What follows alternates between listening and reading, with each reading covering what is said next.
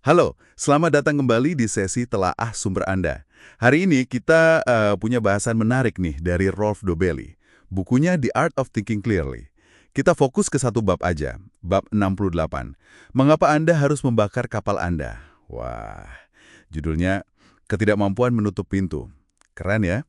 Sumber kita ya kutipan dari bab itu. Misi kita kali ini, coba bongkar deh, kenapa sih kita ini sering banget kayak nggak tega gitu nutup pilihan-pilihan. Padahal mungkin kalau ditutup malah lebih bagus buat kita. Ya, kita tahu ada cerita legendaris kayak Jenderal Xiang Yu atau siapa itu, Cortez ya, yang beneran bakar kapal mereka. Biar pasukannya fokus maju, nggak bisa mundur. Tapi kan itu ekstrim banget ya, jarang lah. Kebanyakan dari kita malah kebalikannya. Oke deh, yuk kita gali lebih dalam soal ini. Jadi akar masalahnya nih kata Dobelli, ya kecenderungan kita buat terus buka sebanyak mungkin pintu, sebanyak mungkin pilihan. Rasanya kan lebih aman ya, punya banyak opsi gitu, tapi bener nggak sih gitu? Ada satu studi nih menurut saya cerdas banget, dari Dan Ariely sama Ji Wongxing. Ini menggambarin dilema ini pakai game komputer sederhana. Betul, betul. Studi ini desainnya api banget. Coba bayangin ya, Anda nih sebagai pemain mulai game bawa 100 poin.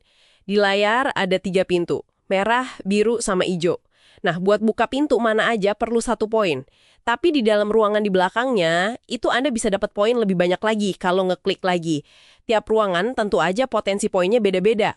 Oke, masuk akal sejauh ini. Ya tinggal cari aja ruangan yang paling banyak poinnya, terus nongkrong di situ kan? Gitu ya logikanya. Tepat. Awalnya ya gitu. Para pemainnya ya gitu. Mereka coba-coba bentar, nemu mana yang paling cuan, paling nguntungin.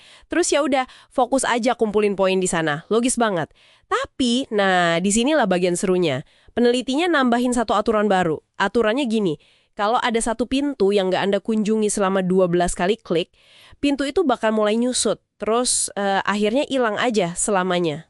Wah, ini pasti langsung beda ceritanya. Saya bisa bayangin tuh, mulai panik pasti pemainnya. Persis, itu dia. Reaksinya berubah drastis. Tiba-tiba aja mereka jadi panik.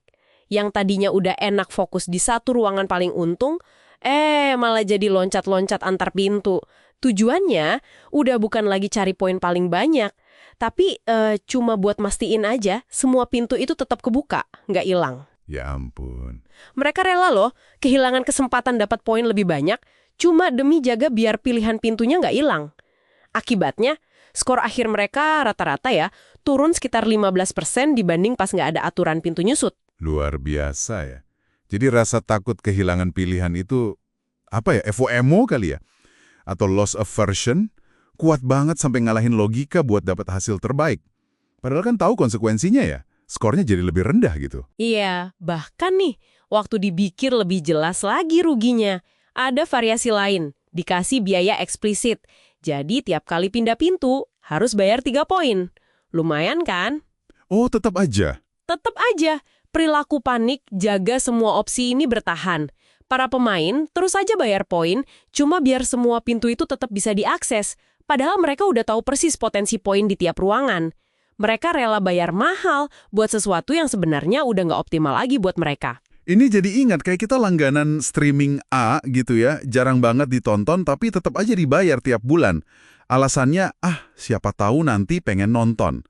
Atau nyimpan kontak orang lama yang udah nggak pernah dihubungin, siapa tahu suatu saat butuh.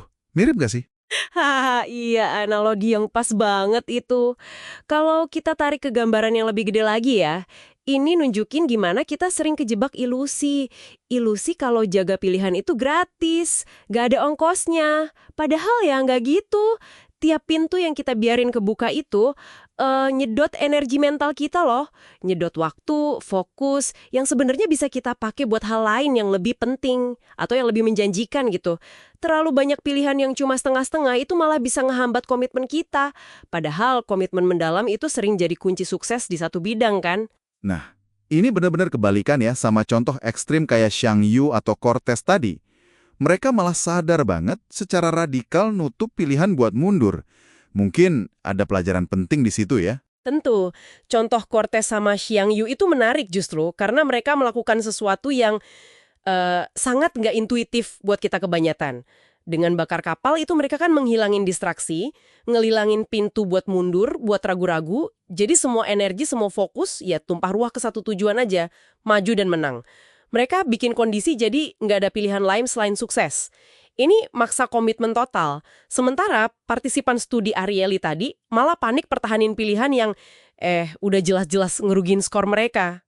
Jadi intinya bukan berarti kita harus secara harfiah bakar semua kapal kita juga ya, tapi lebih ke kesadaran aja. Kalau mempertahankan terlalu banyak opsi, itu ada harganya. Harga yang seringkali nggak kita sadari gitu ya. Tepat sekali. Itu poin utamanya. Intisari penting dari obrolan kita ini. Naluri kita buat jaga semua pilihan tetap kebuka itu kuat banget. Seringnya didorong rasa takut kehilangan atau takut nyesel nanti. Tapi itu justru bisa bawa kita ke hasil yang kurang optimal. Kita jadi buang-buang sumber daya berharga, waktu, energi, fokus buat ngurusin pintu-pintu yang mungkin harusnya udah ditutup aja. Kelihatannya nggak rasional sih kalau dihitung-hitung, tapi ya manusiawi banget. Mengenali kecenderungan ini di diri kita itu langkah pertama buat ngatasinnya. Oke, dan sebagai penutup nih ya, ini ada pemikiran buat Anda renungkan sendiri nanti. Coba deh luangkan waktu bentar aja. Pikirin pilihan-pilihan yang sengaja Anda biarin kebuka sekarang ini dalam hidup Anda.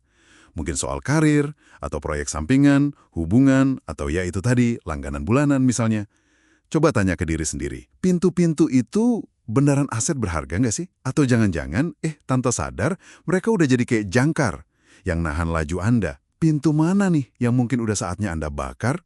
Atau ya minimal tutuplah secara sadar, biar bisa maju terus dengan lebih fokus dan energi penuh. Renungkan itu ya.